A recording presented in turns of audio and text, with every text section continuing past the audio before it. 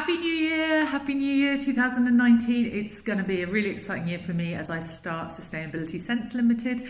I thought I'd jump on here before it gets too late to be able to say Happy New Year to you. I wanted to give you my top tips for sustainability within your business for the year ahead. 2018 really was the year of plastics.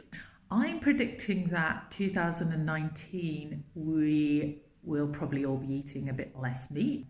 Pretty obvious that's going to happen as veganism rises and plant-based eating rises. I also think a big hot topic on the sustainability agenda in the UK this year will be air pollution and also possibly gender equality, as the Me Too movement, which has spanned from 2017 to 2018, I think we'll see it expanding out a bit in 2019. So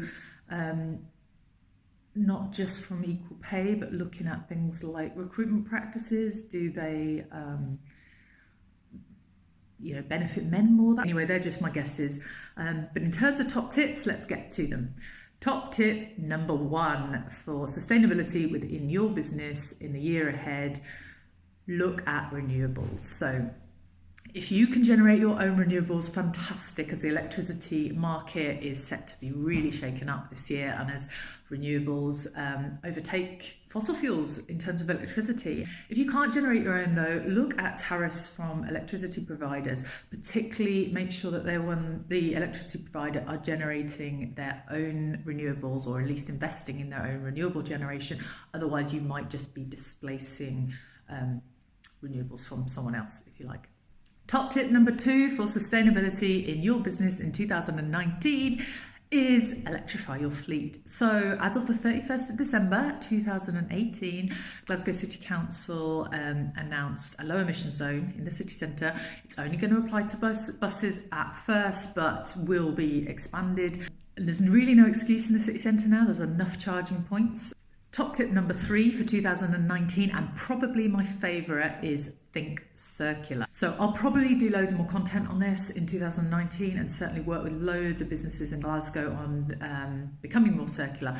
But it's about designing out waste at every stage along your product or service line. But it's looking at using less resources. It's looking at maybe can you use recycled products, materials in your product.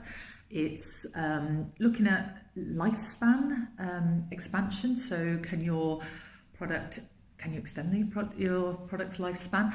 Can you even turn your product into a service to do that? Top tip number 4 is fly less. It's a pretty obvious one.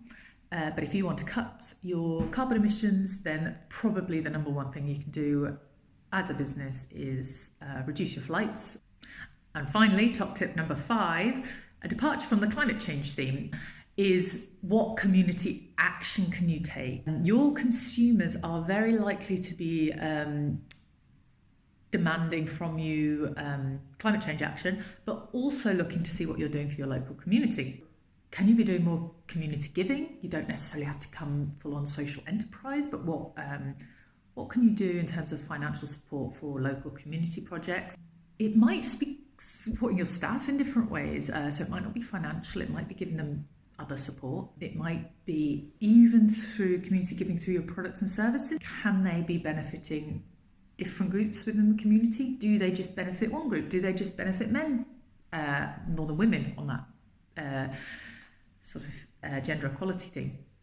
Anyway, food for thought. I hope these have helped you. Please do get in touch if you want any more information on any of my top tips, and I'll see you soon. Bye.